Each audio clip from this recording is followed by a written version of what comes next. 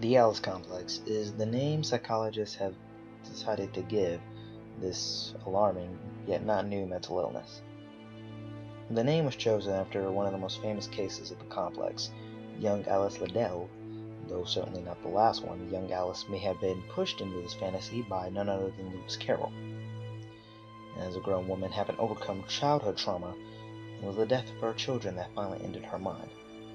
The Alice complex is a mental illness that absorbs the afflicted individual's mind into a fantasy world, and while this does not make them hallucinate, it makes them believe that they do not belong to their current reality.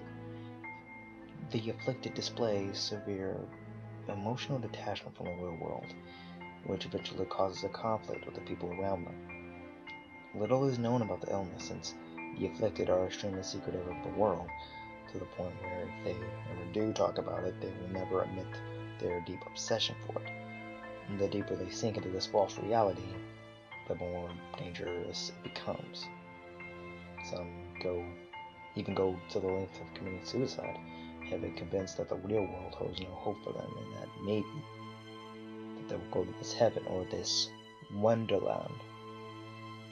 What's curious about this, though, is that the majority that are afflicted, if not all, are women that have had severe personal problems at some point in their lives. Some do get to overcome this, but at one point or another, they fall back down. The illness starts growing at a young age and is sometimes encouraged by parents unaware of the disastrous consequences.